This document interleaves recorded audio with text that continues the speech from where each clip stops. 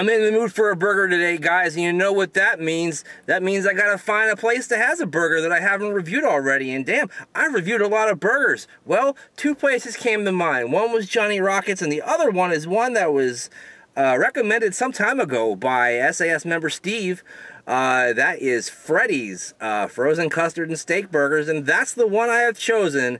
I've gone on a 16-mile trek, and I'm going to show you this burger and talk about it more right after this on this edition of OtR. Alright, I have taken the 16-mile trek out to Fairfax, Virginia. I am on Fairfax Boulevard, in fact, at Freddy's Frozen Custard and Steak Burgers here in Fairfax. Freddy's apparently has 25 different states where there are Freddy's locations, which is kind of surprising because I'd really never heard of them. Interesting looking building with a nice ice cream cone on the sign there. I like their sign. It's kind of old-fashioned. Inside is pretty cool too. Pretty fast service, even though their website even says that it takes a little bit longer to get their products because they are fresh made upon order. And what I had fresh made upon order today, one of their steak burgers. Apparently, this one is called the Double California Style Burger, which I'm guessing is their ode to the In-N-Out burger. It's got two steak burger patties. It's got lettuce, tomato underneath there. It's also got their special sauce, which I think they call their fry sauce, and I'm guessing it's supposed to be kind of like the what do they call the sauce at In-N-Out, animal sauce or something like that. Anyway, so this is, I believe, supposed to be kind of like a double from In-N-Out. Take off the bun there. Their buns are butter toasted. I asked them to 86 the onions and instead put pickles on my burger. Hope that's not sacrilege for anybody. Go ahead and show you. Also, nice melted cheese underneath there. I believe it is cheddar, although it could be American. And the steak burgers are very reminiscent of Steak and Shake. Crispy edges on the burgers, nice and flattened down, not real big and thick patties, but hey, you don't always have to have things big and thick, right? Speaking of not so big and thick, this combo came with fries. The picture did not quite depict fries quite as thin as these shoestring type fries, which I'm not a tremendous fan of. Generally in most locations and places, but I'll go ahead and give them a shot. The combo was $8.09 with tax. Came to two taxes, by the way, Virginia state tax and Fairfax tax. Gotta stay out of Fairfax. I mean, it does kind of rhyme with tax, right?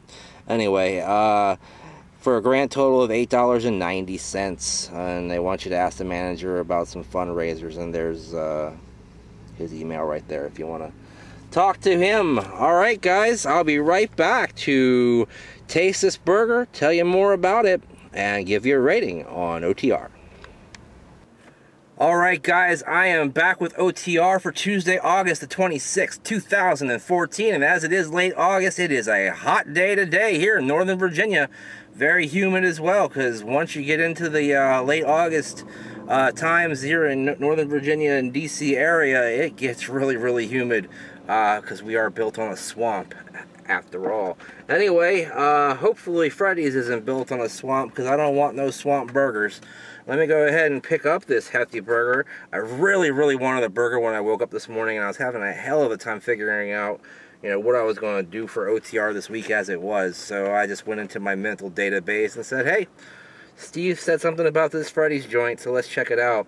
I've had Johnny Rockets before, I've never had this, so I figured I'd go into it completely voidin', if you know what I'm saying. Let me rearrange these pickles a little bit so they don't fall off. Nice big burger. You know, like I said, the patties aren't the thickest out there, but when you stack them on top of each other, they do make a nice big fat burger. I don't like the chopped shredded lettuce effect, as it's already falling all over the place. But you know, whatever. I'll attempt to get over it as I take this bite, guys.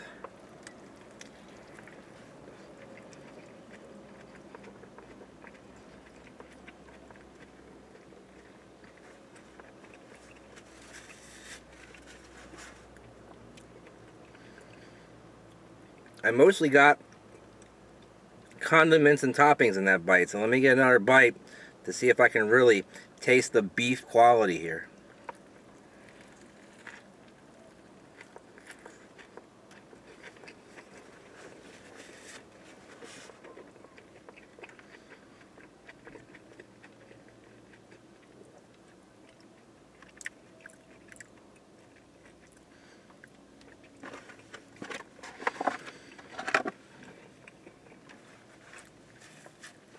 Something's missing. That's kind of strange. It's a good burger. I mean, the ingredients are all really fresh. You can tell it was made right away. The lettuce is a little annoying. Like I said, you know, it's a little too much and there's falling all over the place. And, you know, that and the tomato on the bottom, there's so much of it. It really kind of dominates your first bite. And it really dominates the second bite. I did get more meat in that second bite, and then you saw I pulled a little bit of meat off to try it on its own. The meat flavor in this burger does not stand out on its own. It does have good meat flavor, because when I tasted it by itself, it was really good, but all the other stuff going on this burger really kind of takes over. You know, maybe it's a statement upon maybe not having that great of quality stuff. Maybe you should step it down a little bit to sort of let the meat come out. I don't know, maybe that doesn't make any sense, but it just seems, or maybe there's too much of the vegetables and things on there and they kind of get in the way. I didn't even taste the sauce on there that makes it the quote-unquote California style, so that, you know, to me was kind of a conundrum. And really, it's good, but it's expensive. I wouldn't drive all the way out here to have this burger again. You know, I can appreciate the quality. I just can't see me doing it again. I'm going to go ahead and give this like a 5/8 of a thumbs up, just based on the fact that it is a burger and I'm not getting a heck of a lot of enjoyment out of the beef itself. Sorry about that, guys. Sorry, Freddy's. I wish I could give you a better rating, but that's just not coming together for me as well as I thought it would. I'm going to go ahead and try out their fries. Looks like they do have a seasoning on there, maybe similar to something that Red Robin does. They were selling a little shaker of seasoning out front. Let's see what we have going on.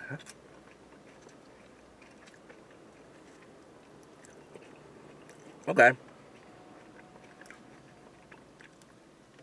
These are a lot better than I expected them to be. Lots of flavor. The seasoning, wow, is really nice. It's got a good zing to it. Not heat, but zing. Salty, sure, but good. Overall, by themselves, I'd like them to be a little bit thicker, but they're extremely snackable. Very decent tasting, but not potato chip, French fry. Overall, 3/4 thumbs up on the fries. Now, I did get some of the fry sauce, which is, I assume, what's on the burger as well. So let me go ahead and try that on its own with a fry.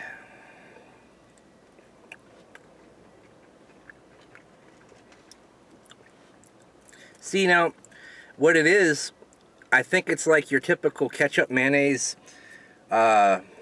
mix, your special sauce, or fancy sauce, if you will, your Thousand Island dressing base type product, but it's very mayonnaise dominant, so it doesn't have its own punch, its own bang, you know what I'm saying?